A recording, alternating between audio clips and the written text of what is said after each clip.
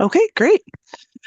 Well, hello, everybody, and we are going to be starting our pre-departure orientation for the Rome Center for summer 2026, fall 2026, and academic year 26-27. Thank you for joining us. We are recording this, so if you want to take yourselves off from the video, feel free to do so.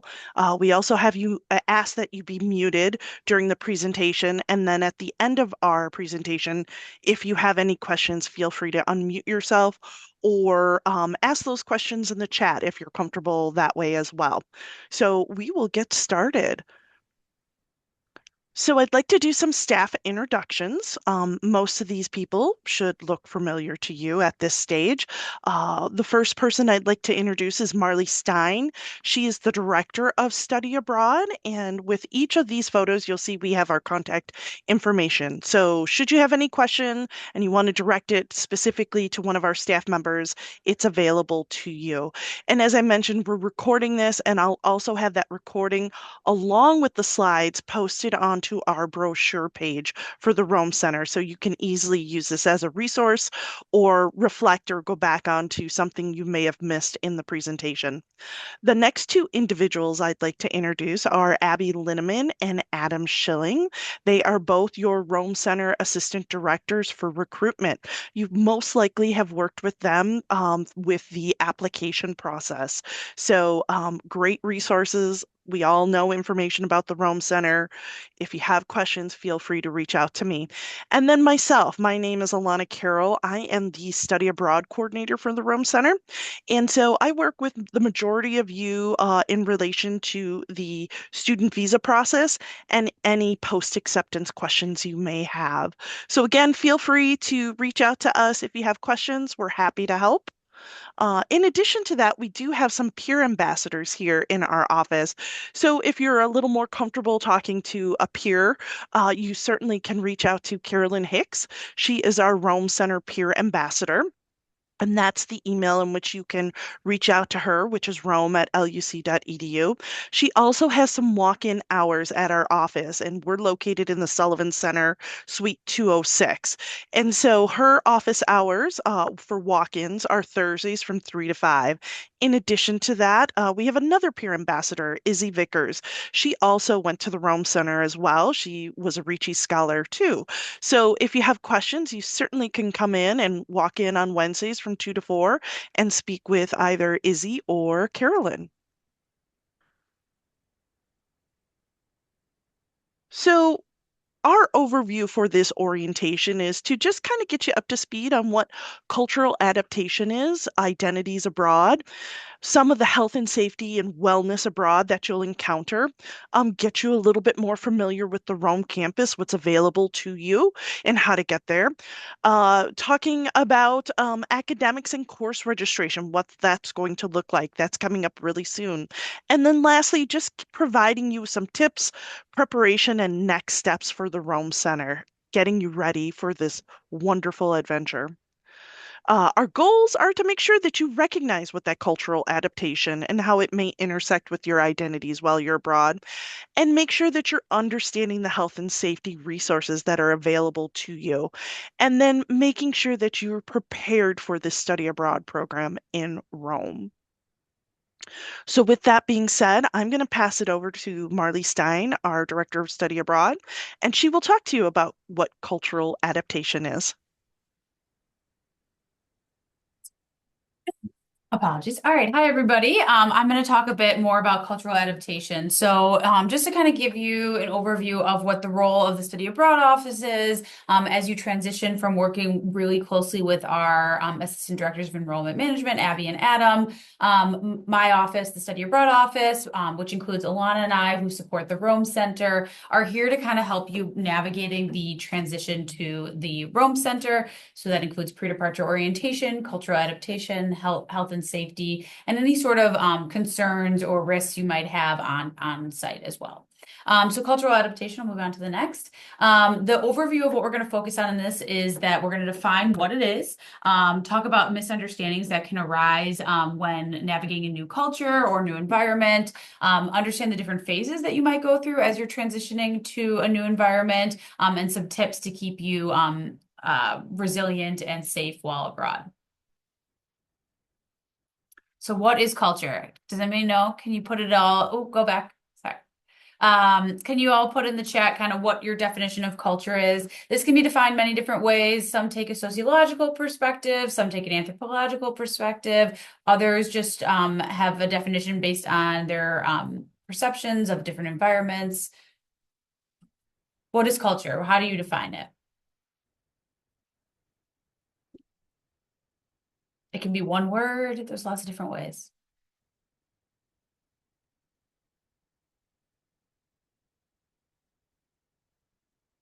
Okay, traditions, the way people act, an overall way of life in a particular space. Yes. Different traditions and practices within a shared group of identity. That's a good one. Yes, you're bringing up the group. Oh, look at all these answers. Great. The way of life with a group of people, shared beliefs, customs and traditions. Yeah, so a lot of shared values, shared beliefs. So the key piece here is shared and part of a particular group. And so customs, traditions, beliefs. All right, we'll move on to our formal definition. This is just one definition. Again, all of the answers that you put in the chat are correct. So culture is the idea of the shared patterns of behaviors and interactions, cognitive constructs, so ways of looking at things, your effective understanding that are learned through a process of socialization. So your upbringing, the way you've gone through life, your communities you're members of, and these shared patterns identify members of one group and distinguish those from those of another group. So when there's a difference between two different cultures or two different ways of doing things, that's the definition of culture. So this is a helpful tool. It's Hofstede's country comparison tool. It's on the website, theculturefactor.com. And it's great because you can see these different points of culture, because culture is not just one concept or one word. It's very nuanced. There's many different dimensions of it. And so if you want to dig deeper to understand what differences there are between Italy and the United States, I encourage you to play around and kind of read through each of these. You also can add in other cultures. So let's say you have your parents are from a particular background, you have a certain identity, and you want to see how that might intersect with Italy and the United States. That's a really helpful way to kind of see how your multiple identities will intersect with the perspectives and cultural differences of Italy and the United States. So a couple ones that I'm just going to point out that I think are interesting to talk about. Indulgence is very different between the US and Italy. Italy has a really low score in indulgence, which means that they have a lot of restraint. They have a lot more restraint when it comes to sustainability, taking care of the environment, taking care of each other, following social norms. Where in the United States, we tend to be, this is a generalization, a bit more a bit more indulgent, a bit more materialistic. We're very extreme at times. So work hard, play hard culture, where Italy is a bit more balanced in their indulgence of different ways of life. And they follow more social norms versus the United States that's a little bit more individualistic. The other is uncertainty avoidance, which I don't know if you've studied this in some of your classes, but the U.S. has a very strong Anglo culture, which tends to avoid conflict and also not want to engage in uncertainty reduction. So there's an uncertainty avoidance dimension where Italy, if there's a problem or there's a challenge, they're very direct. They're going to tell you how they feel. They're going to tell you what's right, what's not right. They don't really like things to be ambiguous or uncertain, where the United States is a little bit more okay with uncertainty, but they're less direct about resolving it. So those are some of the difference that you might find as well. And And also, one thing to notice about Italy is it is not a homogenous country, just like the United States is not a homogenous country. So as you travel throughout Italy, you go to the south, the north, you're going to see differences in culture, and how some of these factors are discussed or observed as well. So make sure that you are kind of taking into account the regional differences as you're traveling around Italy as well. And I think some of your courses will address this too at the Rome Center. This is the iceberg, which kind of does an overview of surface level and deep culture. And so surface culture are things that you can see. This is invisible versus visible culture. So surface culture is visible. So food, dress, music, dance, things that you're going to immediately pick up on when interacting with locals. And then deep culture are things that require you to ask questions, to dig deeper, to inquire. And I encourage you all to do that because you'll find that you are able to make significantly more gains at a quicker pace in terms of cultural adaptation if you are engaging with the local culture to find out more information about some of these. So some of these might be facial expressions, verbal communication, nonverbal communication, body language, touching. You'll find that the Italians are a lot more expressive with their hands and their way of speaking. Nonverbal communication is like a second language when you're over there. So making sure you're picking up on that. Touching, they might talk closer to you. Concepts of time is another big one that varies by country. So, of course, you're attending a US university abroad. So you're going to want to be very punctual for your classes, even if they're taught by Italian professors. But if you might have a plan with some local Italians that you might have met and you say dinner starts at 9, maybe they don't show up till 9:30, and that's completely respectable as well. So understanding the differences in how time might be perceived differently as well. But you wouldn't know that unless you engage with the culture. So keep an eye out for some of these deep cultural elements as well. So cultural adaptation is the long-term process of adjusting to and finally feeling comfortable in a new environment. Along the way, you will certainly find yourself feeling culture shock or culture shock that can happen as a result of cultural misunderstandings or bumps.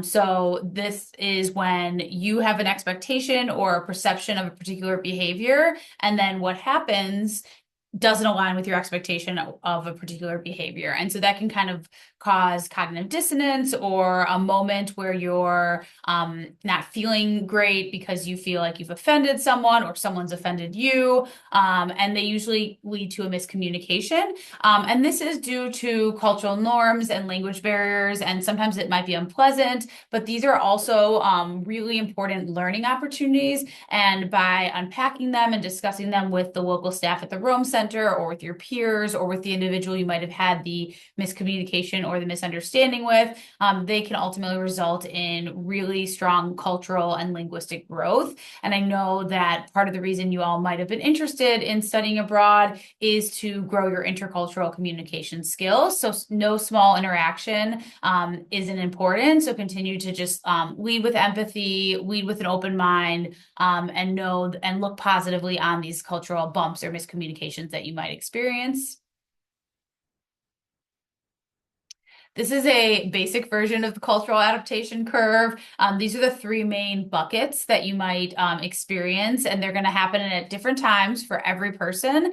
And they might not happen to you at all, but these are pretty common from research of study abroad students for many, many years, or even this actually came out of the Peace Corps initially, this research, people who are pursuing international opportunities for extended periods of time. And this will look different depending on if you're a summer student or a semester student as well. So the first is the honeymoon phase. You are in a state of euphoria. Everything is wonderful. You might be really positive. You're fueled by curiosity. You anticipate everything is going to be a new, exciting experience. There's nothing that's going to be tiring or frustrating or uncertain. Everything to you seems exciting and positive. And you might start to idealize the host culture, thinking Italy's so much better than the US. I don't know why I've took so long to go to Italy. whatever it might be, you're in a very idealistic period of your transition. Then you might hit a lull, which is the period of frustration. You start to feel that what's different is actually inferior as opposed to better. And then the host culture to you might be confusing, or the systems are frustrating. I know that some people struggle with the differences around time, or the directness of the Italian culture. And that might be a period where you're frustrated. This is also when you start to be homesick for what is normal and consistent that you're used to at home. But you do come out of this phase, and it's actually even better than the honeymoon phase, contrary to what people think. And that's the period of acceptance. And you start to feel more relaxed and develop a more balanced, objective view of your experience. This means that you're comparing the good with the different, and you find things that you enjoy about the host culture and things that you want to preserve about your home culture as well. So a bit more balanced acceptance of this is how it is, and I'm going to navigate it as best as I can. So as I said, that last graph was very basic. This is a bit more accurate of the experience that you might have. So you're going to have a slow honeymoon phase, then you might have a dip, but then frustration might get better, and then go another dip. And then your adaptation will be more of a gradual increase as opposed to just a straight, oh, I'm perfect, things are great. It's definitely, there are going to be ups and downs, peaks and pitfalls throughout your time as you're adapting. And then unfortunately, you're going to be a local Italian. You're going to feel great. You're going to love your experience. And then you're going to come home and you're going to experience some of these culture shocks again, but reverse. So it's going to be on the reentry phase as well. So we just like to prepare you all that there are going to be these ups and downs. And we'll talk in a moment about what support systems there are to help you navigate both growing culturally and linguistically, but also supporting your mental health and your well-being abroad. So, common concerns of study abroad students when they're entering into a new environment are being able to communicate another language, understand and adjust to the educational system. People are worried about what it might be to make friends or date people with different cultural backgrounds. You might feel misunderstood due to your different communication styles. It might be difficult to adjust to the new foods and eating customs. You might struggle to find a culturally relevant faith community. You could experience discrimination. You might feel lonely, homesick, helpless, fearful for safety. These are all things that are common concerns of study abroad students before they go abroad. I would love if people would put in the chat a couple of things that you might be concerned about abroad, so that I can try to address them in the next section. So please just throw in anything that you might be concerned about abroad, and we can talk a bit more about those. Safety theft. Yep. Okay, we'll get to that. That's a good one. Anybody else?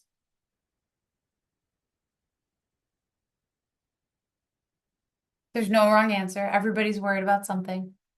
Homesickness, comfort, community, language barriers, first semester without going home at all. Yes. Communication mishaps, transportation. That is a big one that I think that students struggle with in terms of feeling frustrated because it's very different than the Chicago-based transportation system. If you're from a small town and you're not used to using public transportation, that can also be a period of frustration as well. Abby and Adam will chat more about that later, but we'll give you all the information so you feel confident navigating transportation as well. Great. Okay, Alana. So what can you do to reduce stress?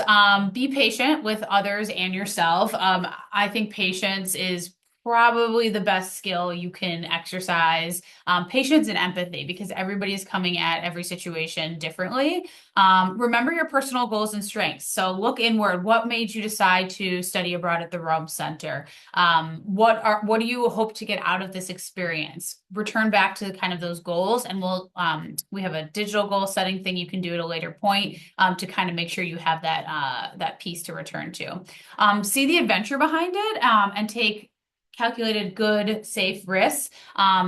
Those can be good as long as you're doing it in a safe environment, so that you can learn from those risks. So maybe that risk is I'm going to go with a friend and sit in a coffee shop and strike up a conversation with someone that I might not have talked to in the US. And so that's a way to kind of take a small risk, put yourself out there, and feel more connected to the community around you.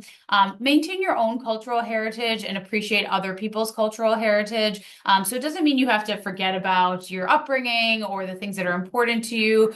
You just need to make sure that you're maintaining it, but also being open to other people's ways of doing things. Laughing and crying, very healthy, cathartic way to process emotions and experiences. In order to have more community, participate in the campus student organizations and events, and learn more about the local culture. So Balduina is where you'll be. That might give you a better sense of community as well. Balance work and fun. I think that this is what a lot of students struggle with in the honeymoon phase. They want to do everything, but we are people. We get tired. We have limitations. And we're also balancing schoolwork while also trying to participate in all the activities and have fun. So make sure that if you're traveling on the weekend, you don't travel many, many weekends in a row and you give yourself time to reset if you have an exam or something like that. Also keep up your daily healthy behavior. So if you run every day, make sure you're still running. If you journal, make sure you're continuing that as well. Manage your time effectively. Just because it's abroad doesn't mean it's any different than your studies here. Deal with stress as it accumulates. So if you start feeling like something is bothering you, talk to the social work or the psychologist on campus, or talk to your friends about it. Don't wait till it accumulates and then you burst. Um, Exercise and always ask for help when needed. All right, so this is building resiliency and cultural preparation. So these are a couple of ways and you can manage your well-being while abroad. These are different tools to build resiliency, and these are all tools that you already have because you have gone through the world and navigated different transitions. So you've all come to university for the first time. Maybe you've moved in your lifetime. Maybe you've had to make new friends. You switched schools. You've had experiences where you've had to rely on resilience factors within yourself already. These include self-awareness, connection, flexible thinking, self-regulation, and optimism. So I'm just going to go through and kind of explain them briefly, and then I'd love to hear which ones you all think you'll probably utilize when abroad in the chat. So you can start putting those in now while I'm explaining, or you can put them in after I'm done. So self-awareness really just means knowing yourself. So you know what your limit is, you know what your threshold is, and you know what might trigger you or bring up positive or negative emotions. So some people think that self-awareness is really important to navigating a new environment because you have a strong sense of self. Connection. So maybe you know that you often feel alone in new environments, and that connection by participating in a new organization or talking to your friends or doing an activity with your roommate might make you feel better connected and less alone. Those are all things that build resiliency as well.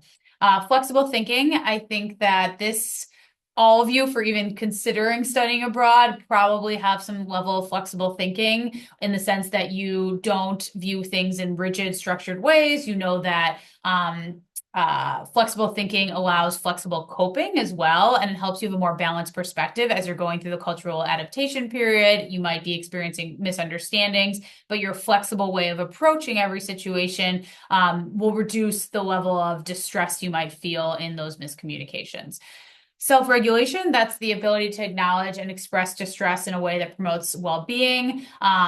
It requires both self-awareness, flexible thinking, connection, and optimism. So kind of a mixture of all of these resiliency techniques, but it's also things like I told you, maintaining healthy behaviors to regulate. So maybe it's breathing slowly in a heated moment, or maybe it's doing yoga or journaling or exercising, something like that to kind of regulate your nervous system. And then optimism. So having an optimistic attitude promotes psychological well-being. It helps you challenge unhelpful thinking. So I know if you're in this everything stinks, this is terrible. I hate everything about my environment. Just really using your optimistic experience to apply that and look at things more from a glass half full as opposed to a glass half empty. And that can really challenge unhelpful thinking and be help you be more optimistic and take full advantage of the experience in front. Okay, so I'm just looking at the chat here and seeing what everybody has put. So connection, flexible thinking, optimism, a lot of optimism, connection, and self-awareness. Very interesting. So not as much. Yeah, so I think you guys all probably hit all of them. This is great. So you all have them. I know you'll be successful in utilizing those in difficult times. If you would like more support in preparing for your study abroad, visit the Wellness Center. They do both individual and group therapy sessions. They can talk through what the experience might be like. They can address specific concerns you have. And then also they are available upon return as well if you would like to unpack your experience or you're struggling with reentry, reintegrating into your own friend groups or your family or things like that. Please reach out to the Wellness Center because they're at all of our campuses and they're here to support. All right, next. Next.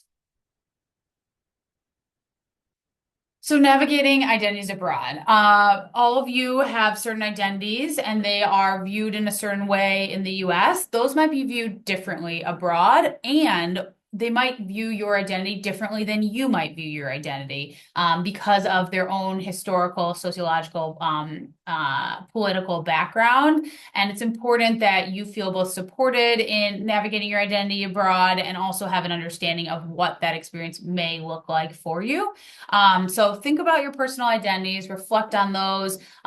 Consider if you'll be part of any majority or minority groups while abroad and what that might look like, how you define yourself here, how might that be defined differently abroad. And different cultures have different perspectives regarding different identities. And then also they speak about different identities very different than what you might be used to here in the US because of their educational system, their socialization, things like that. So do your research ahead of time about Italy and try to know what to expect. One great way to do this is to talk to alumni who might have a shared identity. And so if you're interested in talking with anybody, connect with our office and we can connect you with other students who might want to speak about what it was like for them and how you might have a similar or different experience yourself. Research local community groups associated with your identities. Sometimes the Rome Center has a lot of Loyola-based community opportunities, or there's also students from other universities there as well. But sometimes connecting with a local community group that has a shared identity will help you feel more at home. And it's also a great way to meet locals who have common interests as you. So it can be, there's a lot of students who join local LGBTQIA organizations or religious organizations that are in Italy and that can help you navigate your identity in Italy specifically a little bit better. If you experience microaggressions, racism, or harassment while abroad, make sure you inform your on-site program staff and the study abroad office. If it's related to locals, they can help you navigate that and support you through that process. If it is someone in the Loyola community, we encourage you to inform the Loyola's reporting structure, which I will move on the next slide. I believe. Yes. Through the Office of Equity and Compliance, OEC. This is where you'd file a formal complaint if you experience or if you experience or observe any microaggressions, biases, racism, any sexual misconduct as well. That's where you would report it. LUC's comprehensive policy prohibits sexual misconduct and discrimination, and this applies to all protected categories under state and federal civil rights laws, including students when outside of the US. So just because you're not in the US, these policies still are here to support you. And so anybody who's experienced conduct, they should report it on that via that link that I have here. But also if you're in a bind, you just Google OEC reporting and it'll come up. OEC Loyola reporting, it'll come up. And then they launch a unbiased investigation on your behalf, and you can opt into whether or not you'd like that as well to determine what the appropriate next steps are for a violation of the violation, either sexual misconduct or discrimination. All right. I know it's a long, lots of information in the virtual one. We have less pauses for interaction. So I know it's a lot of information. We're almost through this period of the and safety. I'm going to focus more on things you need to know before you go. And then my colleague Alana Carroll will talk more about the on-site resources in health and safety. And so alcohol and drugs is usually where I like to get started. Many of you will be of legal drinking age when you are in Rome. And it's important that you know you are still held to both the Loyola Code of Conduct as well as the Rome Center Code of Conduct. And so alcohol abuse or misuse is not tolerated. Local laws apply. So if you're violating alcohol and drug laws abroad, there's little we can do to step in and support you because you are held to the local laws. Oftentimes, these local laws carry more severe punishments than the US, so it's just something to be really mindful of. You all are representing not only Loyola, your community, the United States, and yourself, but also yourself. So make sure that you are representing yourself in a mature and appropriate way in how you'd want others to view these communities that you're a part of. No alcohol should be consumed during program time or in program housing. And this is according to the Loyola Community Standards and Code of Conduct. Obviously, if there's something related to an academic course or an academic matter, and alcohol is part of that, you can consume that if you're of legal drinking age. A few other things to consider. Drug use and possession is a violation of the community code of conduct, so you'll be held to a sanction. Anything that you violate, that is reported back here in the US, and then the Dean of Students determines what the appropriate sanction is. Breaking laws abroad can carry more severe punishment. When you're learning a new environment, just be mindful that alcohol and drugs can impair judgment. So in a new unfamiliar environment, you want to be thinking and at your top. So please be mindful if you are going to consume alcohol to do so in moderation and to do so once you feel safe and comfortable in your new environment. If you observe alcohol abuse by other program participants, don't stay silent. Let someone at the Rome Center staff know. It can prevent something from escalating. Also, you can file a care report with the Dean of Students if you observe that. This is really important. If alcohol is present, do not leave your friends, your peers alone. If 5 of you go to the bar together, all 5 of you need to return to the Rome Center together. Someone might be tired, someone might want to stay out later. Doesn't matter. You all return together. That's how you keep yourself safe, especially when alcohol is present. So look out for one another. Sorry. In terms of health and sorry.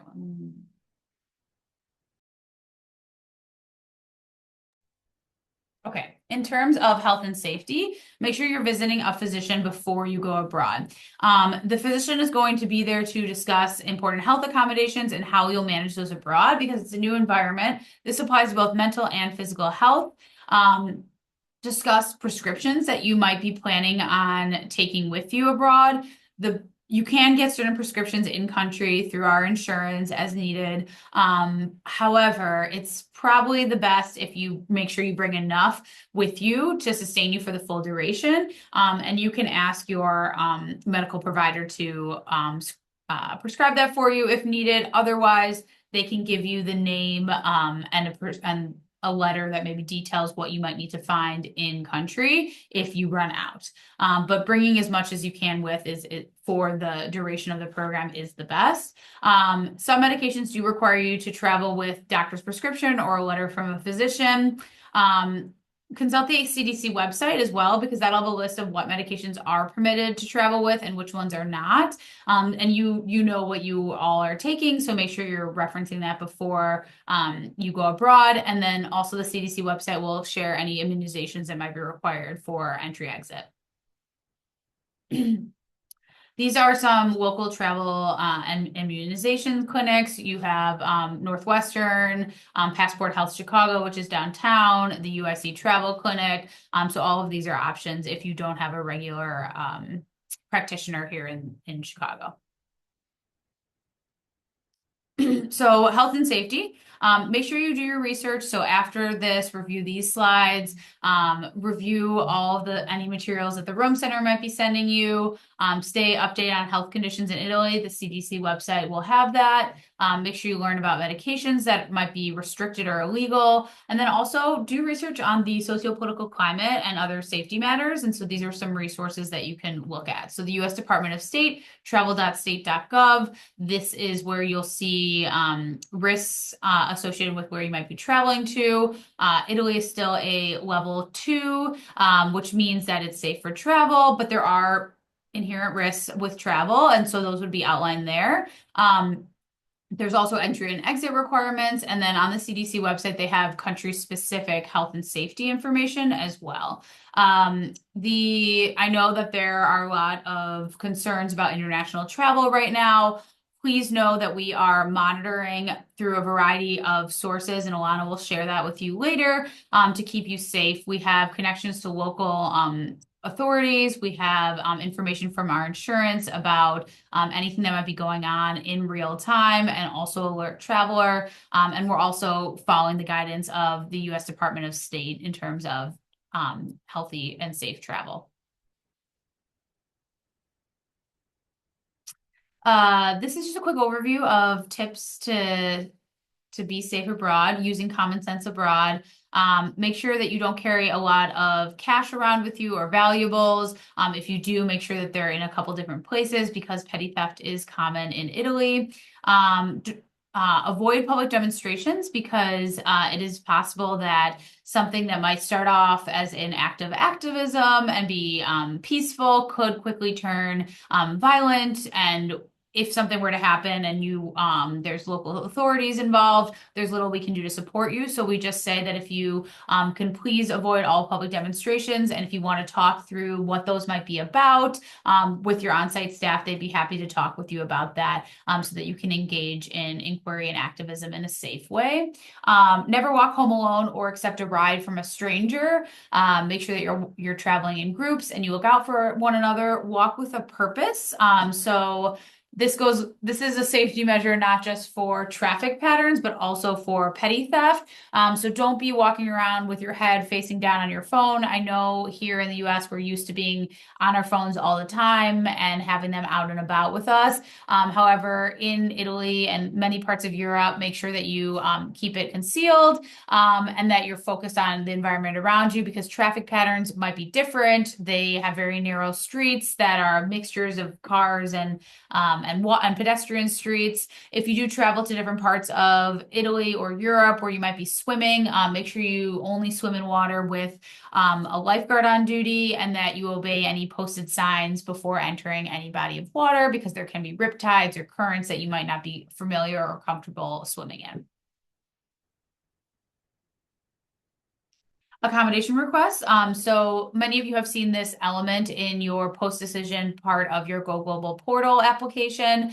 It's your responsibility to contact the SAC and complete their accommodation request form. Just because you don't have accommodations here in the US doesn't mean that you might not want or need them abroad. So make sure that you are applying for those if you might need them. If it's related to a course accommodation, that will get sent to your faculty at the Rome Center, just as it would be here in the US. If it's related to housing, that'll be sent to the housing coordinator at the Rome Center. You're assigned a case manager who will kind of work through the situation with you.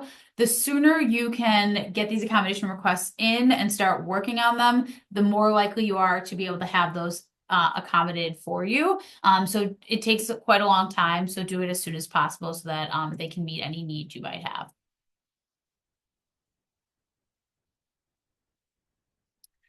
This is a brief overview of the on-site mental health resources. There is a wellness center in Rome, just as there is here in the US, and they're connected. So Dr. Shala Ahmadi, she's the assistant director of counseling there. She's a psychologist and psychotherapist. You can contact her via that email that's on this card, and she'll reply to you or help you book an appointment. And then there's also a psychologist and psychotherapist on campus as well, Dr. Eugenio, and he can work with you as well for any needs that you might have.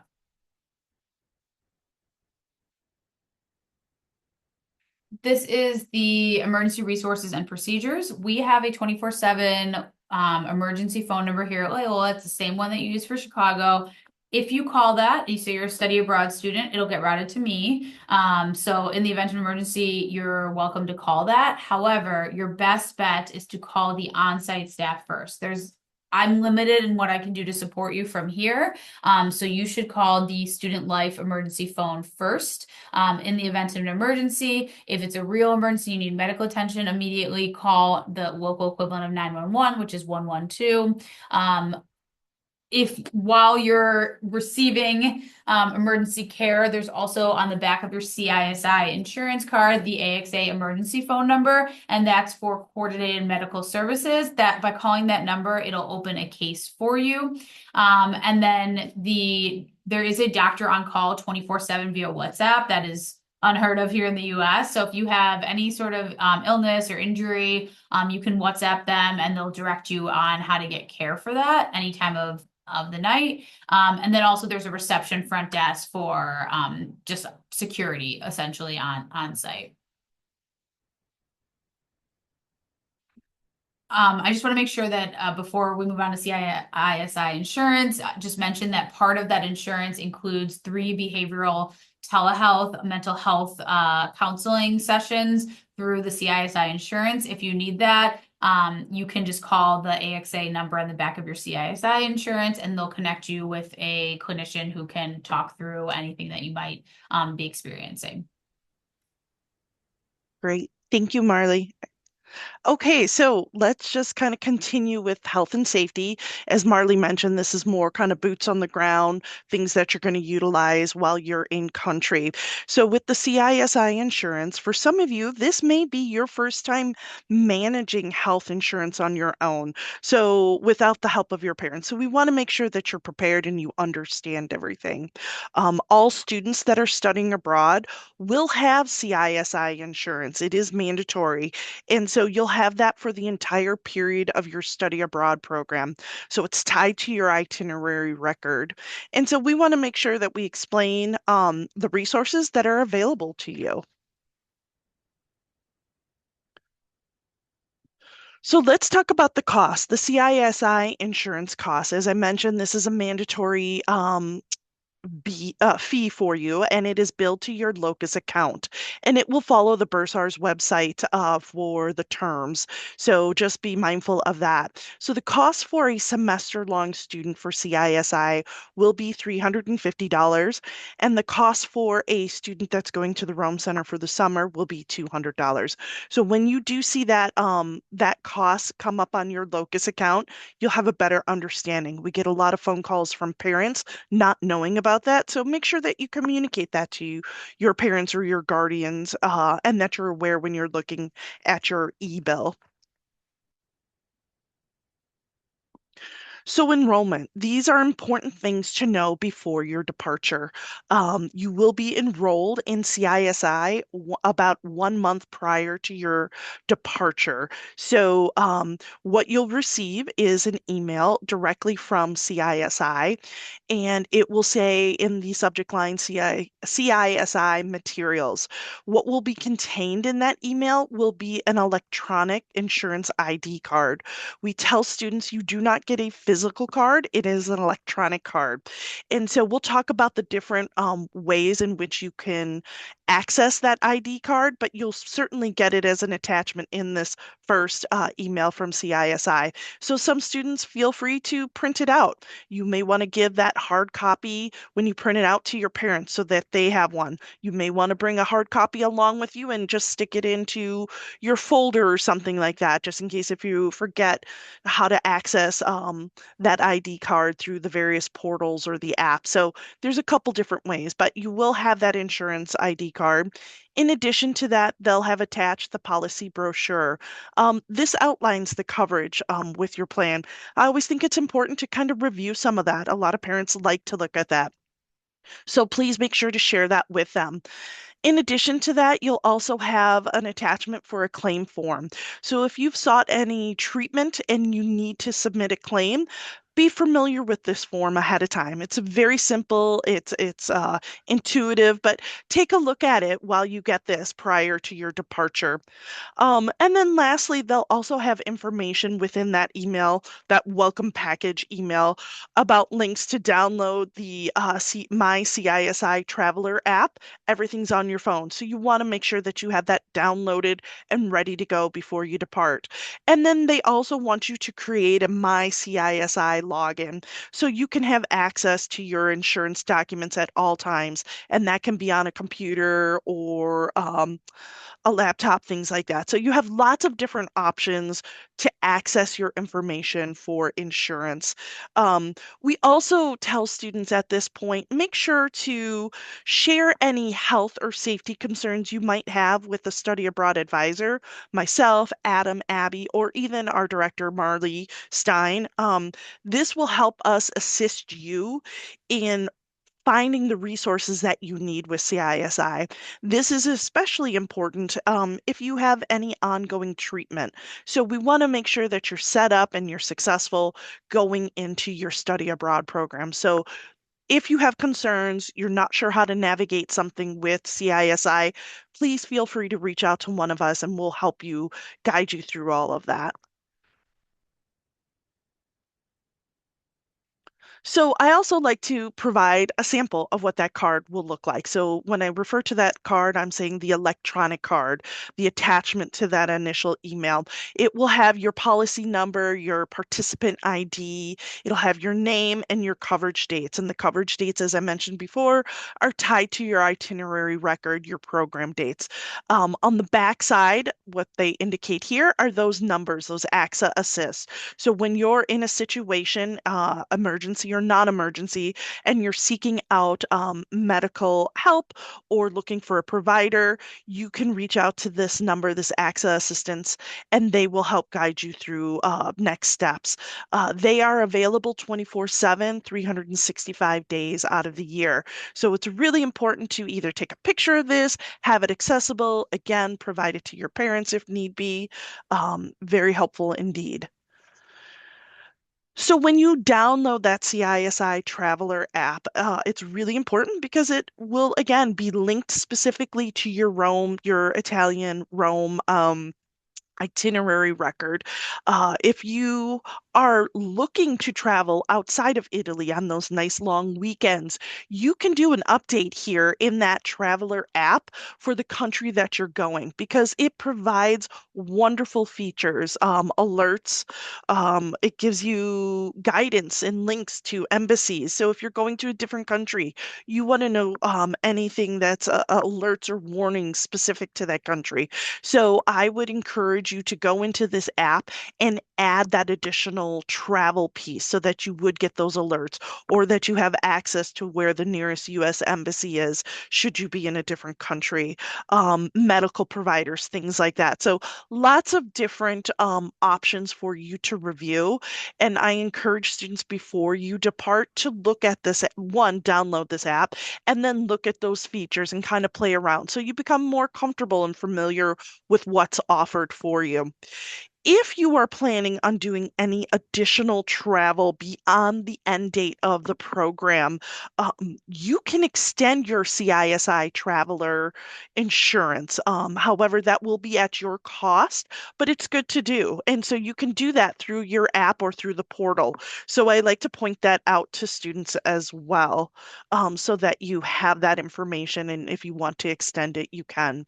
In addition to that, this is also a great point where I like to tell students that the Rome Center usually has a weekend travel log. So not only can you use the app to get those alerts and safety features about other countries besides Italy if you're traveling, but when you're at the Rome Center, and they'll go over this during orientation, but they also require you to do what's called a weekend travel log.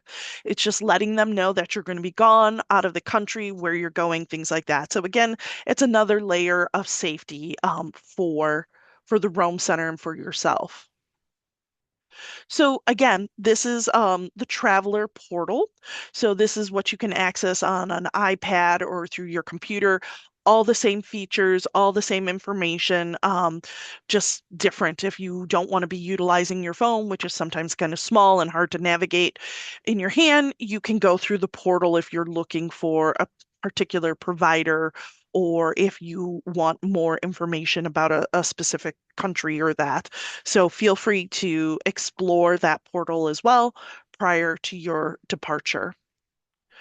So, step by step for any major illness or injuries. So, if something happens while you're abroad, you want to make sure, and it's a major illness or an injury, seek medical attention right away. Do not delay. Just go to the nearest hospital. Once you're there, as Marley had mentioned, you can call that AXA Assist, and you can open up a case. They can open up a case for you, or if you want someone else to open up a case for you, that can happen as well. And that starts the communication flow. You also should be contacting the Student Life Emergency number. They're the ones on site in Italy and can help you the best. You have all those other resources that Marley mentioned as well, as far as campus safety, things like that. Of course, you utilize all that, but you definitely want to be in contact with the Res Life team in Rome. You can also use that WhatsApp number in addition to that and reach out to Dr. Guillermo, and he can help you with some informed decisions as far as like medical help or assistance or where to go to. So you have lots of options, and we want to make sure that you're aware of that. That's why we point these out for you. If you have a minor illness or injury, if you feel sick, see the on-campus nurse. We do have a nurse that's there on campus, or again, that 24/7 WhatsApp. If the nurse is not available or not in on that day, you can always use that WhatsApp telephone number to reach out to the doctor and get some advice or guidance. If you do have an in-person appointment with Dr. Guillermo, I just like to point out so students aren't shocked by this, you are required for a first-time visit to make a payment. And so health insurance fees and such in Italy are significantly less compared to the US. But I do like to make sure that students are prepared that there usually is a cost associated up front. And so that's why you want to become familiar with that claim form, because you will need to fill that out and submit that to get reimbursement. So just making sure that you are aware of that. If more specialized care is needed, you'll need to locate a provider. And so we have providers through CISI that are considered preferred and non-preferred. The preferred providers accept direct claim payments from CISI. They have a relationship. And so that's very easy and straightforward. So when you're looking for a doctor or any specialized care that's a minor illness or injury, you'll tend to want to look for those preferred because it just makes your life a little bit easier. Can you go see someone who's non-preferred? Absolutely. But keep in mind, you may have to pay upfront, and we kind of call that pay claim kind of term. So you'll have to make the payment and then do a claim for reimbursement. So we want to make sure that you're aware of that and understand, and that you take a look at these documents that we're talking about prior to your departure. Again, we just kind of reiterate those numbers. I know Marley showed you this slide, and you'll have access to this afterwards on the brochure page. Share that, direct your parents to that. But these are important. Load these into your phone. I think it's always good to have that or take a picture so that you have quick reference to that. And then the 112 is the equivalent to 911 here in the US. So again, we just kind of make sure that you have that information. So I now want to talk about the apps for safe travel and registrations. We understand that this may feel overwhelming. There's lots of apps and registrations, but they're all here with safety and convenience in mind. So that's why it's important that we address these and point these out to you. And they're also built in, some of them built into your Go Global applications. So we appreciate your patience while we go through this. There's a lot of information, as Marley mentioned, but it's all done with safety and convenience in mind for you when you're traveling. So these are the ones that I'm going to talk about that are mandatory apps and registrations. It's going to be an Alert Traveler app. That's the first one. And again, it's built into your Go Global application. So you'll just follow those instructions. We'll talk a little bit more about that in a minute. The next is going to be the STEP registration. That's the Smart Traveler Enrollment Program with the Department of State. That's really important as well and mandatory. MFA, Microsoft Authenticator. Most of you already have that, but we'll talk a little bit more about that as well. The Telegram Messenger. This is a form of communication that's used by the Rome ResLife team in Italy. And then what we just talked about, that CISI Traveler app, the importance of that and having it available to you. So, Alert Traveler, lots of students ask this. What is it? It's a risk management tool that we have and is mandatory for you. Of course, with these slides, we'll have the hyperlinks here, like we talk about. So, feel free to go back at some point, click on that, and you can look at that user guide. All of you have access to this Alert Traveler app, and you have access to it now. So, just make sure that you fill out, read the information, follow the steps, and get that downloaded. Alert Traveler can provide you with those real-time safety alerts, quick access again to emergency services such as the U.S. Embassy and consulates, check-in features, should there be an incident that happens in the vicinity in which you're at. And, you can do a push out to us and we can do a push out notification to you. Um, Again, this is based off of your program itinerary. So if you are traveling elsewhere, you want to make sure that you register travel in those other locations so that you do get these alerts and such. The Smart Traveler Enrollment Program STEP. This is a free service through the U.S. Department of State. And so this is where American citizens can register their travel, allowing the government to quickly contact you in case of an emergency. Usually takes about 20 minutes. You'll need I believe, your passport number to do it, but you'll get those real-time updates about the country in which you are registering for your travel. So that's everything from health, weather, safety, any security issues within the country. Um, so it's important that you do this, given the recent political climate, the US government needs to know where their citizens are and how they can help them. So again, it's an additional layer of safety for you. So make sure that you do that prior to your departure. And again, it's free. It's a registration. MFA, most of you already have this as Loyola students. If you're not a Loyola student, we want to make sure that you are doing this. The MFA, the multi-factor authentication, and we want this as the app, not as a text message feature, because it allows you to be able to access all those Loyola software systems when you're in Italy. And so it's important that you have this downloaded onto the phone that you're going to be using in Italy. So we want to make sure that you can easily get into those software systems. So make sure that you follow the instructions and that you download this as well to your phone that you'll be using when you travel. And then this is that Telegram app that I was talking about. It is mandatory. You need to download that onto your mobile phone. It's used by our Rome Res Life team, and you need to sign up with your full name. Do not put nicknames. This is how the team communicates with everyone there on site. So these are the QR codes that are available to you to do that download. And then one other thing I like to point out is there is what's called an ETA, an electronic travel authorization. This is in regards to the United Kingdom.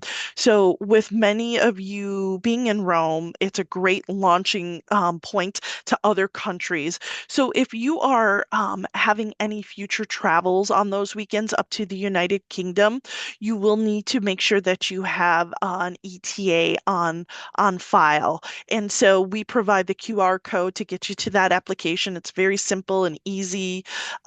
It's good. It's valid for 2 years and it's affordable. It's less than $20. So in order to travel up to the United Kingdom and spend some time there, potentially on those weekends or before or after your program, I just want to make sure that you're aware that you would have to do this registration.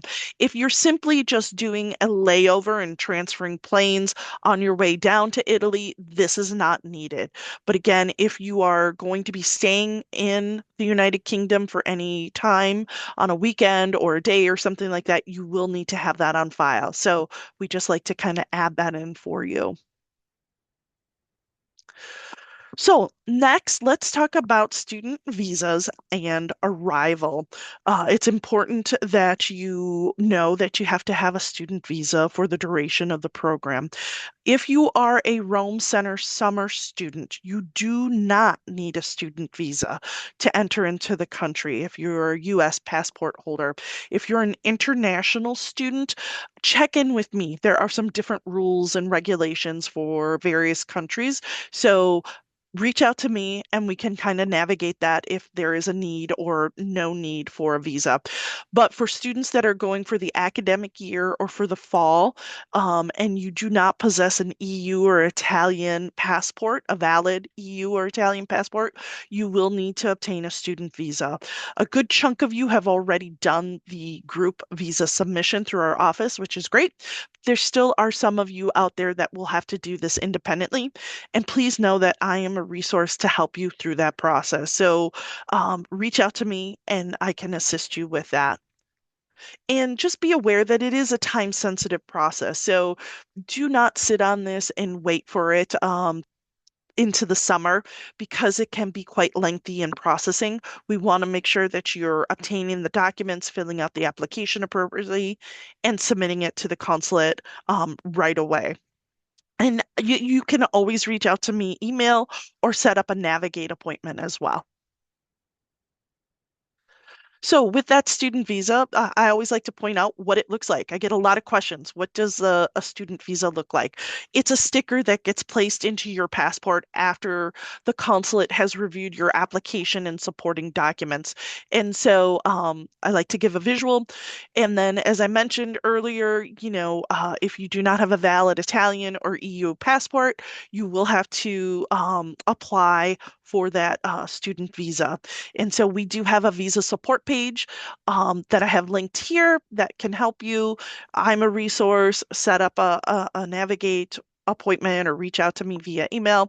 I can walk you through the process. Visa submissions can be one of the following. They can be an in-person consulate appointment, meaning that you are in front of a visa officer. The other one can be a physical drop-off of your materials at the Chicago consulate during their public hours. All of these will require that you have a Prenota account set up and that you have an appointment scheduled as well. And again, if we need to speak about this a bit more, reach out to me and we can do that one-on-one. The other option is to do, and this is great for Chicago, not all the consulates do this, but there is a mail-in option in which you can use UPS or FedEx to mail your visa application and supporting documents to the consulate. But again, for Chicago, you will need to do an appointment. So Once again, I can help you with that. Once you do receive that student visa, as I mentioned, some of you already have, make sure that you upload a copy of that image to your Go Global. We will be checking that prior to your departure. And again, once again, for summer students going to Rome, you do not need a student visa. But if you are an international student and you're concerned, come reach out to me and we can talk about that a bit further. So, arrival in Rome. I always tell students, make a plan. There are no staff members on site at the airport. You will have to navigate that on your own. So, if you are landing at FCO Airport in Rome, you will navigate to customs where they will check your passport, go through all that. You'll then go to baggage claim, retrieve all your suitcases and such, and then you'll look for signs. And it's a very nicely there's a lot of great signage in the airport for the taxi stands or queues, is what they call them. They are licensed taxis that are usually yellow or white, and they're identified by a numbered shield on the side of their vehicle, and they are metered. I always tell students to write down the John Felice Rome Center address on a piece of paper. Sometimes your phone might not turn on, or the eSIM or things like that might not be working. So then there's a bit of a panic and they don't recall what the Rome Center's address is. So I always say just jot it down on a piece of paper so that you have it and you can show it to the taxi driver when you get into the cab. The ride from FCO to campus is about 35 minutes. You'll go on a highway and you'll do some side streets. So just be mindful, again, it's in a neighborhood, so it's kind of tucked away.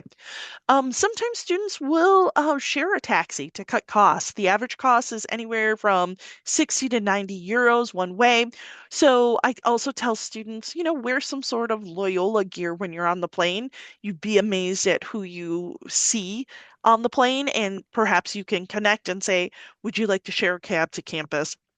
It's a great way to kind of save some costs. And then once you're on campus, you will begin that check-in and move-in process with the Rome Res Life team. And so you will go to the front desk and they will direct you to the check-in location. You'll receive your room and your room keys and other important information, your ID. And then later in the afternoon, you'll have on that arrival day, there'll be like a floor meeting or a group dinner. And then the next few days afterwards will be the mandatory orientation meetings, academic presentations, trips, workshops, and things like that. So, with that being said, I'm going to now pass it over to Adam and Abby, and they can talk to you about campus and student life. Thanks, Alana. Yeah, let me move the slide. There we go. Awesome. So these are your people who make Rome home.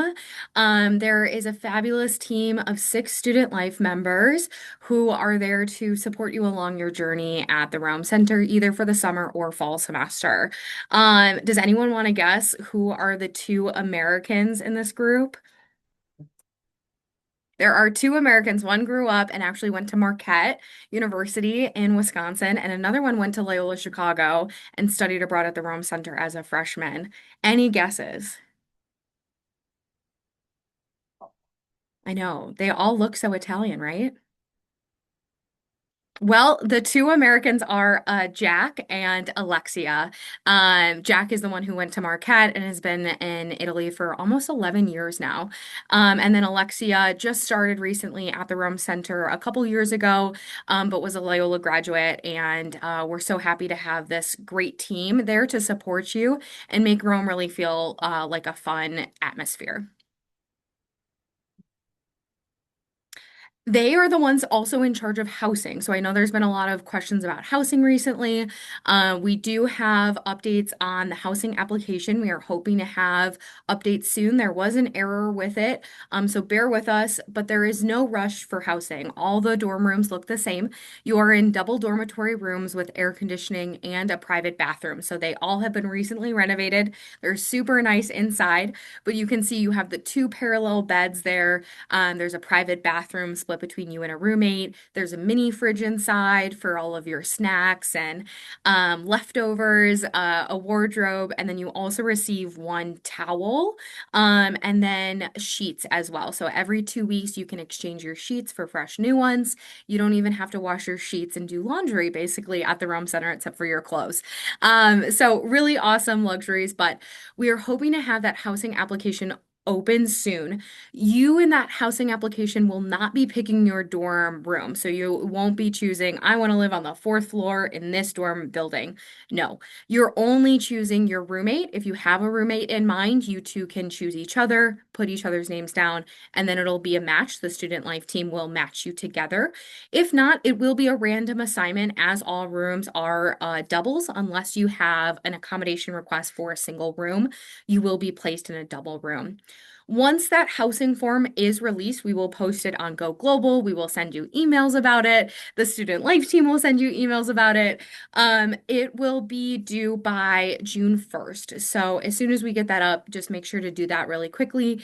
You will need your locus credentials, so your UVid, your LUC like email address for that information to log in. So if you're a visiting student, make sure to keep that handy as you will need it moving forward.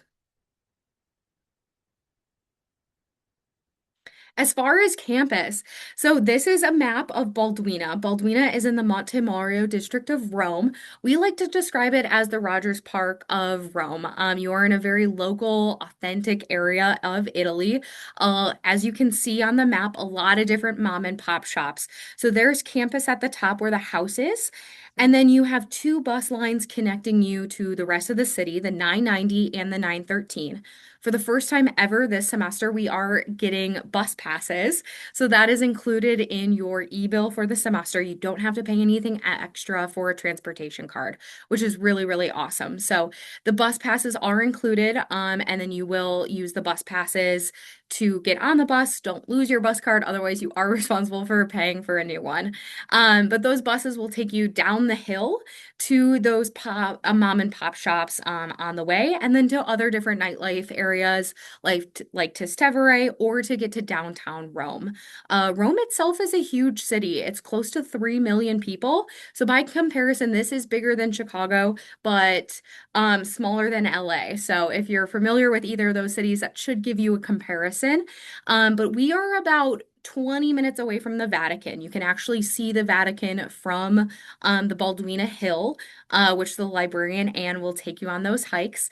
And we're about 40 minutes away from downtown Rome or that Colosseum. So with traffic, that can sometimes look like 30 minutes to potentially even an hour to get downtown. So keep that in mind that you're not right dab in the middle of the city. You're not right next to the Bean if we're comparing this to Chicago. You are very much in a local residential area. So you should be expecting some type of transportation when you want to get downtown, either to the airport or to more of the tourist attractions. Getting to the airport, like Alana said, you can either take a taxi from the campus or you can head to the main train station, Roma Termini, and there's a train that is direct that will take you right to the airport as well and is a very inexpensive fee. So those are options for getting around if you wanted to look for more or inexpensive options rather than just buying a taxi. But lots to do in Balduina. So keep that in mind. There are lots of things and places to see in Italy. So don't always feel like you have to country hop or travel hop on the weekends. Jack, the student life team member, will be sending out weekly newsletters with things to do in Rome, things to do in Balduina, and things to do in the surrounding areas. So stay on your email looking out for those fun activities that Jack sends out as well.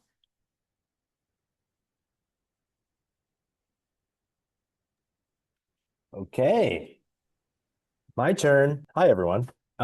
This it might be familiar to some of you, especially if you came to one of our info sessions, but just wanted to go over some of the resources that you'll have on campus, some of your day-to-day things.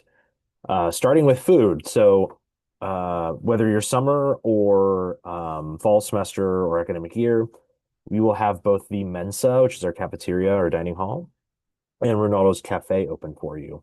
If you are doing the fall semester or academic year, you will have lunch and dinner open at the Mensa. If you are doing summer, they would just have lunch. So keep that in mind, but you'll just use your ID like you normally do. You scan in for those meal times. If they're open 7 days a week, unless there are specific breaks, which they will post widely, so you'll know. You can also check the calendar. The Mensa is provided by Italian catering company offering Italian food. So pretty much exactly what you would expect. So expect like lots of pastas, pizzas. There's a pretty good variety of both vegetarian and non-vegetarian food. There's salad bar, all that kind of good stuff. Everything that is offered, like the ingredients list is written out in English. So if you have any dietary restrictions or anything like that, you know exactly what you're eating. Also, just because the campus is a little bit smaller, people are a little bit more personal, the staff there.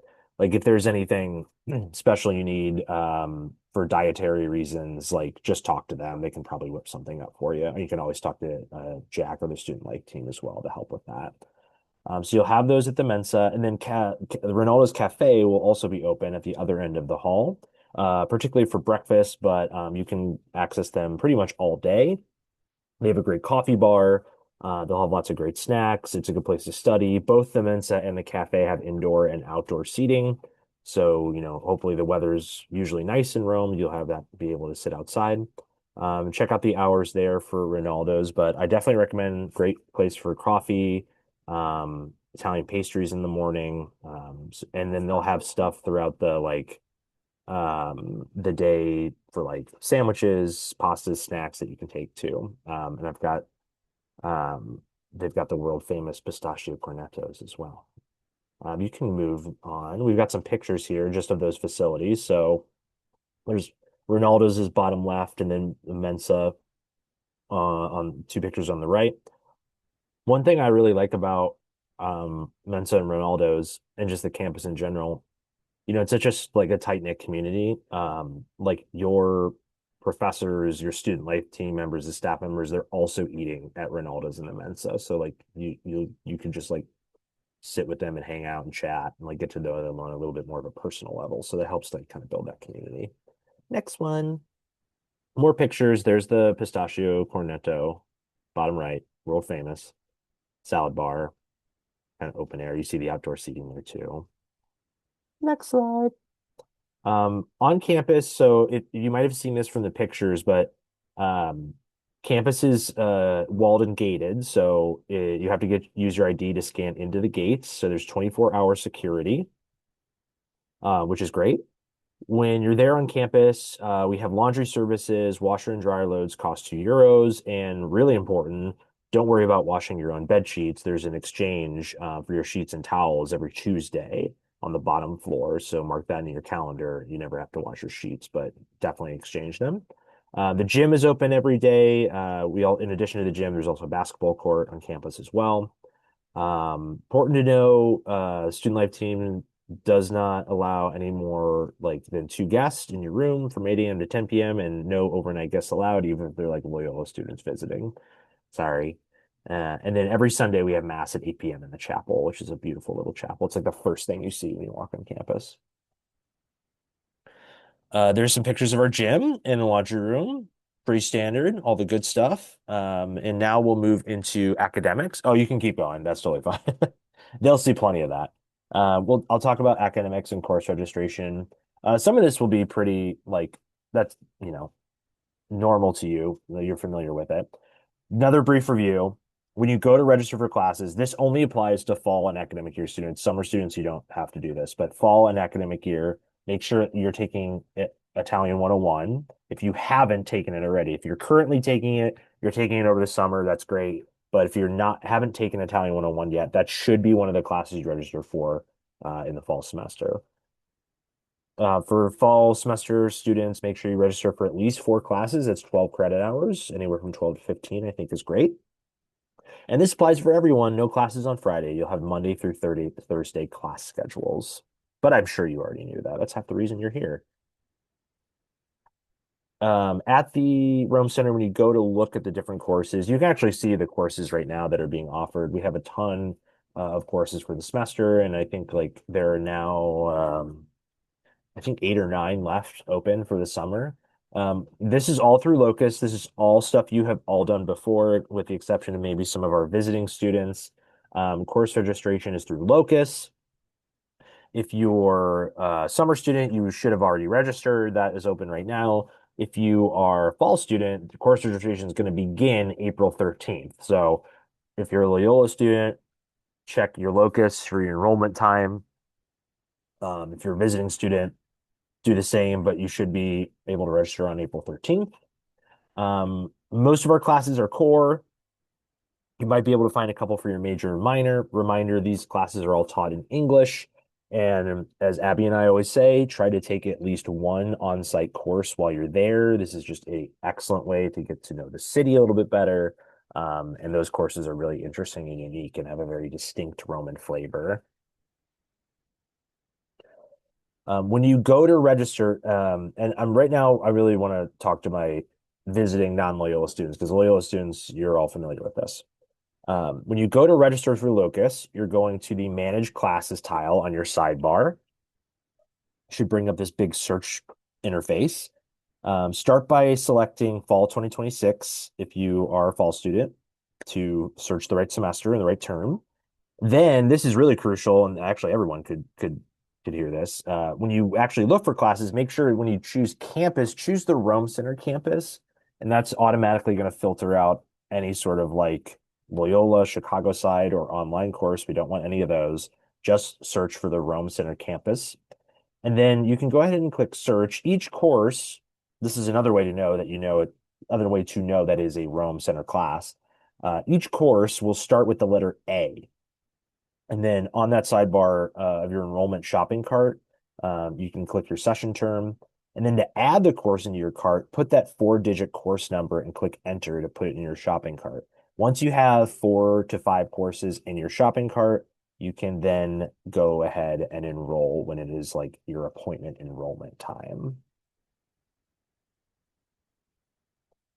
If you would like to take a class for pass or no pass, you can do that. You can only do it for one course.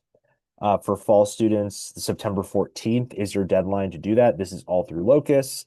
Go to online forms and help, pass, no pass, and you do have to request this. It's not like automatic. So all of your courses are going to count for credit, but if you want to take a course just to pass or no pass, you can do that just once for one class. All right, this is also very important. Some of the courses, when you go to enroll at the Rome Center, have prerequisites. If you are, for most commonly for Loyola students, you might try to enroll in a course that has prereqs that you're actually currently taking, like right now, and it says like you can't enroll. Just email Carla, let her know that you're taking the prereq right now, and she can help you with that. If you are a visiting student, non-Loyola student, all of the courses that have prereqs are going to try to say something like, oh, you can't enroll in that. Please email Carla. That's her email right there. I would write that down or put it in your phone. She's going to be able to override that and put you in the courses. Keep in mind, Carla is 7 hours ahead of us in the United States. Well, in Chicago specifically, if you're on the West Coast, probably what, 9 hours? So keep that in mind. So she might reply back to you at like in the middle of the night. But if you have any issues with enrolling, email Carla. She can help. If you're a non-Loyola student, make sure to check with your home institution to make sure you're taking the right amount of courses. Some of our partner schools mandate that their students take 15 credit hours instead of just the minimum 12 that we require. So keep that in mind. Another big reminder, if you're going to the Rome Center, all the courses you are taking are at the Rome Center, in person at the Rome Center. Do not enroll in any online courses at Loyola. I don't care if they're asynchronous or whatever. Can't do it. Be present. And then Carla also wanted to let you know a couple of things. If you're there in the fall, you have 2 days throughout the entire semester where you will have classes on Fridays. Those are the dates you can see right there. Those are to accommodate for the breaks in the semester you have, like your fall break and Thanksgiving break. So keep those in mind, write those down. Don't plan any travel for those days because you'll need to be there. Soon after you get there, the orientation day trip that they take you on is September 4th on that Friday. So also don't plan any travel. Carla really actually recommends on that topic, like not booking any travel until you're actually in Rome, and have gotten like your syllabi so that you know when like your quizzes and your tests are. So you just gives you the most knowledge possible before you start booking travel. They're a little bit, I would say, more strict on course attendance than here in Chicago. Um, so keep that in mind and book your travel accordingly because like rearranging stuff, rescheduling stuff, is they're not going to be very permissive just because you're like traveling on the weekends or something. And then if you're doing our fall semester, internships will be available for you. You can apply to do an internship with us. April 22nd is when you can start applying for those. You will work with Lorenza, our internship coordinator in Rome. These are a great way to get some experience while you're abroad. This looks really good on a resume. If you get the internship course, if you're accepted into it, it actually counts as a 3 credit course. So you'll also have that as like one of your courses while you're in Rome. So keep that in mind. This is a great experience if you have any interest in working with like an Italian company, like a marketing company or something like that, a nonprofit, NGO. If you want to work at an internet and museum there in Rome, anything like that.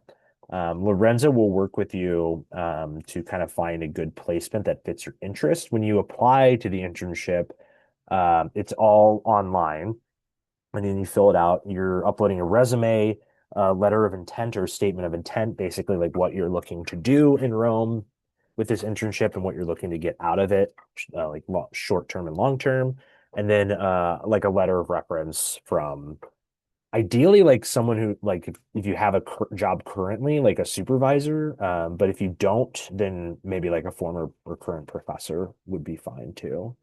And you have from April 22nd to May 22nd to apply for the internship. Once you've applied, uh, she will look over your application. If she thinks it looks good, she will get in touch with you and then set up probably a meeting with you to coordinate like an interview with a placement in Rome. So you'll have all that kind of squared away over the summer.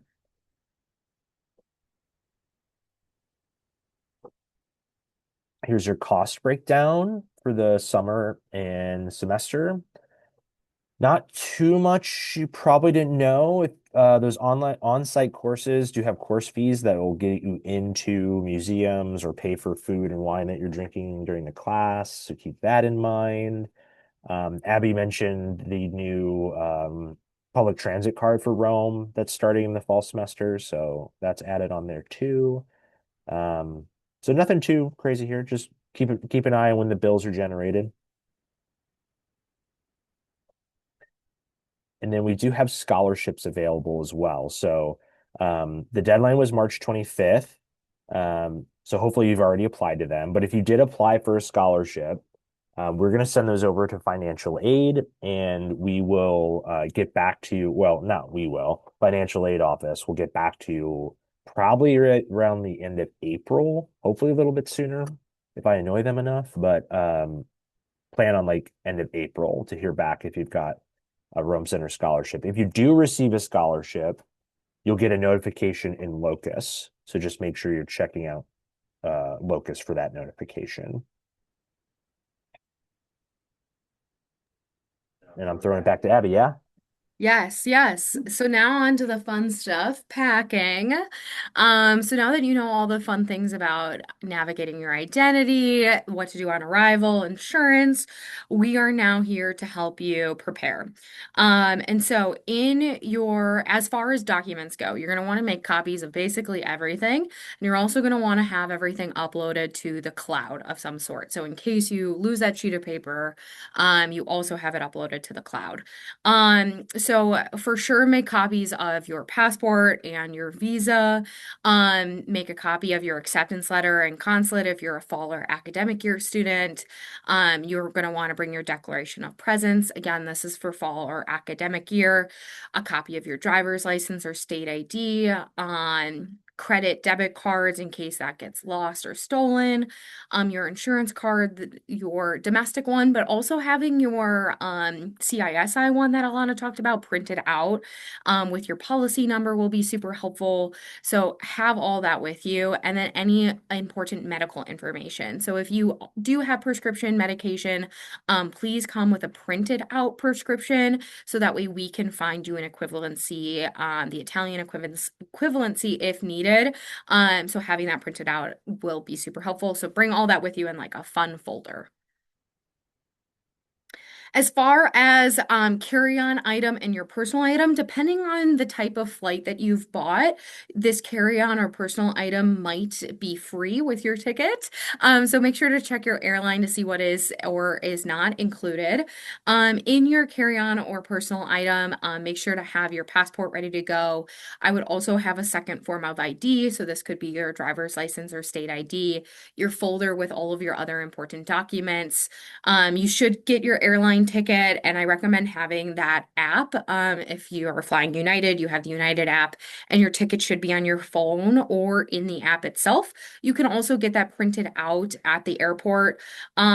So having that on you will be helpful, especially if you have a layover. And then making sure that your phone is fully charged, you have your charger in your carry-on, maybe having your international portal charging port and adapter, so that way when you get to Italy you are able to charge your phone as well. I always like to pack an extra change of clothes in my carry-on item. That way if something goes wrong and my bag gets lost or something like that, I have an extra change of clothes that I am fully prepared to start the day in. Bringing those airplane toiletry items when you get to campus, there is no toiletry items ready for you. You get one roll of toilet paper, and then that's it. So shampoo, conditioner, soap, those are in the public restrooms in the campus, but they're not going to be in your dormitory rooms. So coming with a maybe like one bar of soap, a couple things of shampoo and conditioner, that'll be good on your weekend travel trips, in addition to when you first arrive as well. That way you don't immediately need to go hunting for shampoo and conditioner upon arrival. And then of course your prescription medications. Those should be with you in the original bottle with your name on it in your carry-on item. Please don't put them in your checked bag. You should have those with you in your carry-on item. Again, in case something goes wrong with your checked bag, you have them with you at all times. You're not going to lose them if they're on you, and you'll be able to get through security with them. As far as just airport tips, make sure to check the TSA website for what you can and cannot bring through TSA. I really like to bring my reusable water bottle. Italians, as we've talked about cultural differences, they don't bring their big American water bottles like you see here. This is a very American thing to do. So I recommend bringing a smaller reusable water bottle that isn't as obnoxious. Bringing that through the airport, it's important to stay hydrated. That helps with jet lag. And drinking, they say, a bottle of water during your flight will help overcome that. So making sure to have that and have it empty before you go through TSA so they don't take it. I have had that happen before. Check in online. You can do that on your airline app before you get there. Arrive early, as we've seen or are hearing right now. It's important to get to the airport early so you have enough time to get through security. Don't leave your bags unattended. I recommend wearing comfy clothes while you get there. It is a long flight and it's really, really important to sleep. By the time you land, if you're coming from Chicagoland area, you will be in the morning in Italy. So you have surpassed the nighttime. So I know you're super excited. It's so fun traveling on your own, maybe for the first time, but making sure you get solid rest so that way you can stay awake the full day when you arrive is going to be the key to getting over that jet lag. As soon as you take a nap, everything sort of resets and you're in this bad cycle of staying awake until like 2 in the morning. So speaking from experience, make sure to rest on the plane. I recommend bringing layers as well. You never know on an airplane if it's warm or cold. And so anything that will help you sleep, maybe especially an airline pillow. You do get one pillow, so having that airplane pillow was something I like to sleep with during my study abroad experience. You can use TSA locks for your baggage as well. Those would go on your checked bag and or carry-on. I really recommend it though on your check bag. Your TSA lock can also be used at any of the hostels that you might be going on those weekend travels. Hostels normally have lockers for your big personal items like your passport. So using that TSA lock for multi-purpose things will be helpful as well. Make sure to stay close to your gate. I have missed a meal voucher because my flight was delayed and I wandered off too far from the gate and I missed a free $15 voucher to use at an airport restaurant. So in case there are unexpected delays, it is important to stay close to your gate in case there are any updates. And then I'll say it again, make sure to sleep on the plane. As far as money, Italians use very different currency than in the US. They are on the euro. So I do recommend coming with some cash on you before you get to Italy. This might just help with the taxi. Again, the first thing you want to do when you get to the airport is not immediately get cash out from from an ATM or from a bank. So coming with some cash on you will be helpful. You probably are going to get a very decent currency conversion here. You can ask your bank for local euros. But most of, if not all of Europe uses tap or credit card. Your credit card, though, might have some international fees associated with it. So keep that in mind every time you're making a transaction. You might be spending a little bit more extra cents here and there that will build up during the 4.5 months that you're there or 5 weeks that you're there. So make sure to talk with your credit card company, make sure to talk with your bank, and say, hey, I am going abroad. Are there international fees? Make sure to investigate that. And you're going to want to make sure that your card is able to use at an ATM. I know, for example, my credit card does not work at an ATM. It's only my debit card. And that is the only way I can pull out cash. So making sure that your debit card doesn't have, or how much fees your debit card will have, those are all things you're going to want to investigate with your bank. And coming with some cash is going to ease some of those anxieties about money and using them right away. Europe is very cash reliant as well. So although they use tap, they are more aware of just having change out and using cash at like public restrooms. Those will cost money. Buying water here at any restaurant, you can get water for free. You can walk into a cafe and say, hey, I just need a cup of water. They're not going to do that in Europe. Every water is a part of the pay process. So although it might not cost a lot, you will have to pay for it. Um, Keep in mind too, cost of living is a lot cheaper in Italy. My famous example is a jar of marinara sauce here in the US, about this big, probably costs around $3, $4. In Italy, in Balduina, I spent 89 cents on that same jar of marinara sauce. So cost of living is a lot less expensive, but they are more familiar with using cash, especially for those smaller transactions. There is an ATM on campus. Keep that in mind as well. However, Chase bank cards are not accepted at that ATM. So if you have a different bank, you might be able to use that at the ATM on campus. However, don't stress, there are plenty of ATMs around Europe, especially in the more touristy areas. But keep that in mind as well. And then make sure you have all of your currency in multiple locations. So when I'm traveling, I'm carrying around some of my cash. I'm not carrying around all of my cash. The rest of my cash is locked away in my dorm room. I am carrying one credit card with me and I'm carrying my debit card. My other credit card for just backup emergencies is also in my dorm room.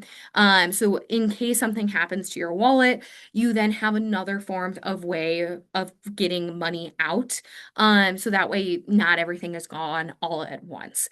Again, that's another great reason to have copies of everything. So that way, in case again something does happen, you're able to cancel that card because you have the card number right there in your copies saved to your iCloud. Communication, another big important one.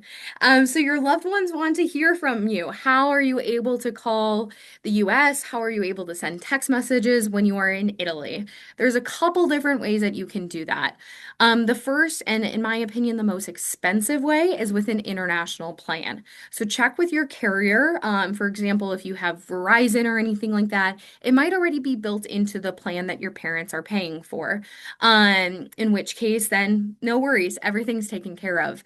Some of you might have plans that don't have international plans on them, and then you are asked to pay a lot more a month for your phone bill. This is an easier option because your phone number is going to remain the same, your carrier is going to remain the same, but this may be almost $50, $60 extra per month for your phone plan, which is crazy for 4.5 months. Maybe that's a little bit more manageable for the 5 week summer session, but again, keep in mind that there are lesser expensive options.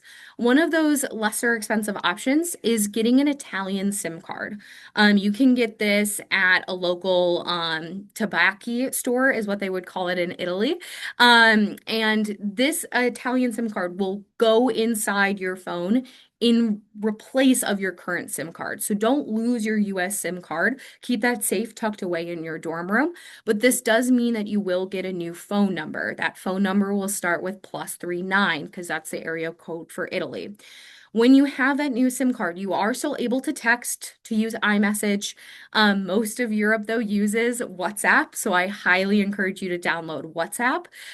It will be easier to send messages through WhatsApp. It uses the same functions like phone call, FaceTime, voice messages. Anything that you can do in iMessage, you can also do in WhatsApp, and it takes less roaming data. So if you are out and about and not on Wi-Fi, you're going to be using less data if you're using Wi-Fi versus if you're using iMessage. So keep that in mind as well. If you are buying phone plans, how much data are you really using is something that you will be associated with your SIM card. So your SIM card might have 10 gigabytes of data per month, or it could have 30 depending on how much you're using. So being mindful of that is also going to fluctuate the cost. But that Italian SIM card you can get on site when you get there. So that's an option. Or you could also get an eSIM. So maybe some of you have phones where you cannot take out the SIM card, and you will then need to get an eSIM or a virtual SIM card. These companies that we recommend are Windtree and Iliad. These are Italian companies. You can also get the physical SIM card there as well. Or we recommend apps like Nomad, Holofly, or any of these other ones. These are great for weekend travel. So let's say you go to Germany on the weekend. Your Italian SIM card is only good for Italy. Going then to Germany, you're going to probably need a SIM card to navigate and get around. Using one of these apps will be super helpful. They also send coupons, stuff like that. I've used Nomad in 4 continents now and been very successful. So an eSIM is going to be the least expensive option on this list, and will still be able to get you around. But if you are there for the semester, we highly encourage you to have a phone number so that way you are able to dial on, I think it's 711, the emergency number for 911, in case, again, something does happen. So make sure you do have a phone number associated with any of these options. And if you have more questions about phone calls or data plans, make sure to email rome@luc.edu. We're happy to help. Clothing, what to pack. So I like to say Italians dress for the season.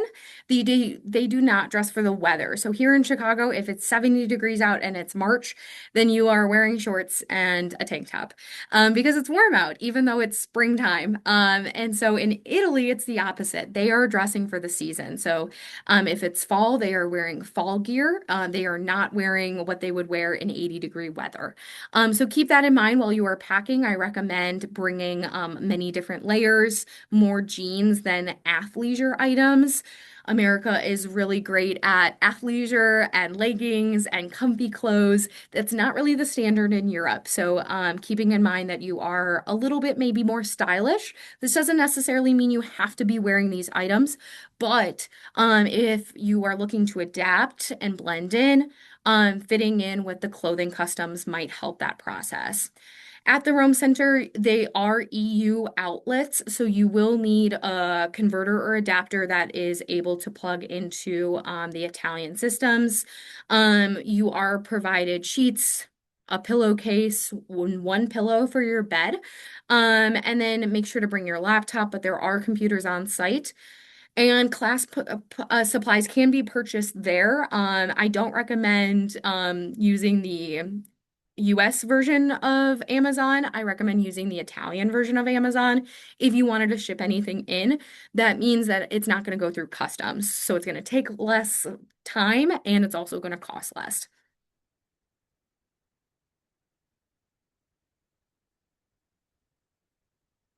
Alana, do you want me to talk about this or do you want to talk about next steps?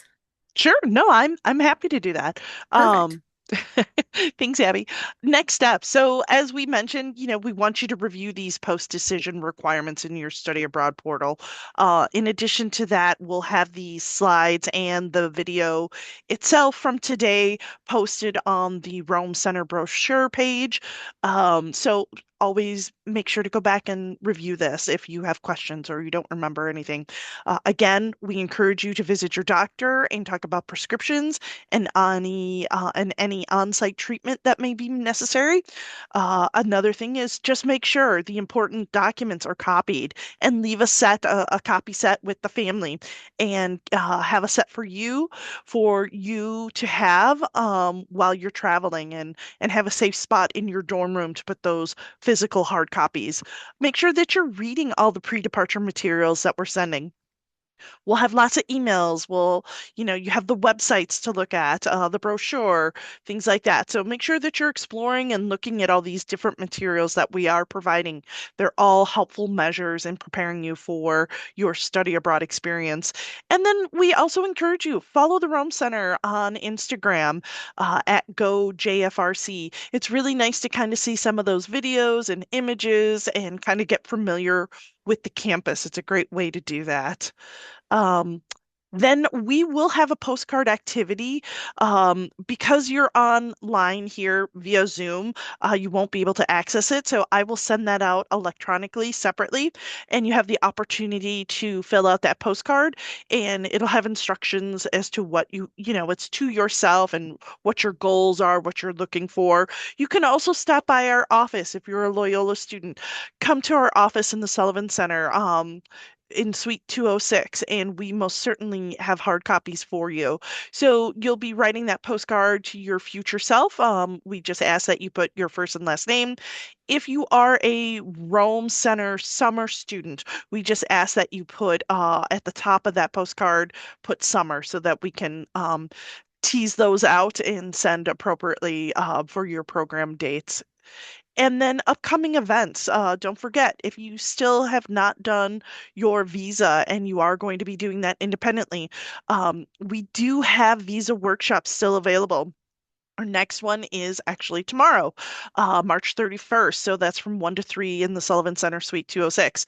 And then we have 3 dates in April. So again, I encourage you, if you need assistance, guidance, bring your paperwork, bring your application. We're happy to walk you through that whole process. And then we'll be having a Rome Center Spring Social event, and that's on Tuesday, April 14th at the NPR South Room from 11:30 to 1:30 p.m. It's a great opportunity to meet others that will be going on the program. And then lastly, we'll have a student life town hall.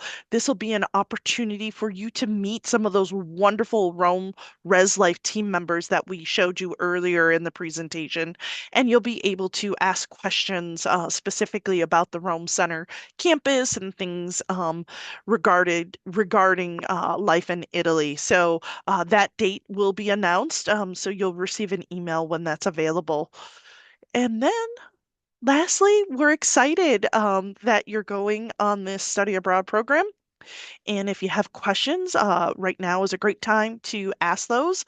Feel free to unmute yourself, and myself and the team can answer those. If you're not comfortable doing that, you can certainly put it in the chat and we'll address them as well.